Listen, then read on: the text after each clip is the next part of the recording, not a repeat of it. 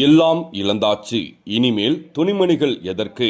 குடும்பத்துடன் காரில் எரிந்து உயிரிழந்த ரஃபீக் உண்மை சம்பவம். சென்னையில் இருந்து தொடங்கி நெல்லை வரை சென்ற ஒரு குடும்பத்தின் வாழ்க்கை. ஒரு காலத்தில் சந்தோஷமாக இருந்த குடும்பம் கடைசியில் காருக்குள் எரிந்த நிலையில் கிடந்தது. இது சாதாரண விபத்தா அல்லது கடன் சுமை உடைந்த ஒரு குடும்பத்தின் கடைசி முடிவா? இந்த உருக்கமான சம்பவம் தான் சென்னை குன்றத்தூரை சேர்ந்த ரஃபீக் குடும்பத்தின் கதை. சென்னை குன்றத்தூர் பகுதியைச் சேர்ந்தவர் ரஃபீக். அவருக்கு மனைவி, ஒரு மகன், ஒரு மகள். சாதாரணமாக இருந்தாலும் அவர்கள் வாழ்ந்த வாழ்க்கை மிகவும் சந்தோஷமாக இருந்தது. ஆனால் சில நேரங்களில் வாழ்க்கையில் விதி விளையாட ஆரம்பித்தால் ஒரு குடும்பத்தின் நிலை முழுவதும் மாறிவிடும். ரஃபீக் குடும்பத்தின் வாழ்க்கையிலும் அப்படித்தான் நடந்தது. திடீரென கடன் பிரச்சனைகள் அவர்களை சுற்றி வளைக்க ஆரம்பித்தது.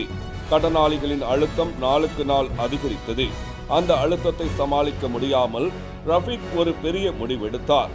தான் வசித்த சொந்த வீட்டையே விற்று அந்த பணத்தால் கடன்களை அடைத்தார்.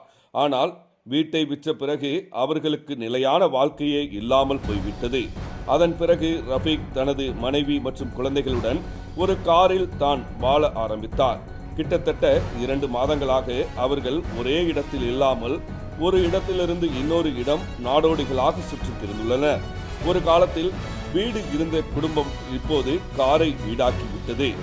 கடந்த 2 நாட்களுக்கு முன்பு ரஃபீக் தனது குடும்பத்துடன் நெல்லை மாவட்டத்தில் உள்ள ஆற்றங்கரை பள்ளிவாசலில் தங்கி இருந்தார். அந்த இரவு ரஃபீக் மற்றும் அவரது மனைவி தங்கள் வாழ்க்கையை நினைத்து பார்த்திருக்கலாம். அப்போது இருவரும் ஒரு உருக்கமான முடிவை எடுத்துள்ளனர். எல்லாம் இழந்தாச்சு, இனிமேல் இந்த துணிமணிகள் எதற்கு என்று பேசிக்கொண்டு தாங்கள் வைத்திருந்த உடைகள் அனைத்தையும் அங்கிருந்த ஏழைகளுக்கு தானமாக கொடுத்துள்ளனர்.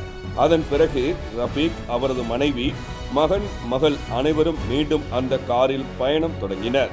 ஆனால் அவர்கள் சென்றது 5 அல்லது 6 கிலோமீட்டர் வரைதான். அடுத்த நாள் காலை ஒரு இடத்தில் கார் முழுவதும் எரிந்த நிலையில் இருந்தது. அதற்குள் ரஃபீக் குடும்பம் 4வரும் எரிந்த நிலையில் பிணமாக கிடந்தனர். இந்த காட்சியை பார்த்தவர்கள் அதிர்ச்சியில் உறைந்து போனார்கள். இது ஒரு விபத்தா அல்லது கடன் சுமையால் உடைந்த ஒரு குடும்பத்தின் கடைசி முடிவா, அல்லது இதற்கு பின்னால் வேறு ஏதாவது மர்மம் இருக்கிறதா? இந்த கேள்விகளுக்கு பதில் போலீசாரின் விசாரணையில்தான் தெரியவரும். இந்த சம்பவம் பற்றி நீங்கள் என்ன நினைக்கிறீர்கள்? உங்கள் கருத்துக்களை கமெண்டில் பதிவு செய்யுங்கள்.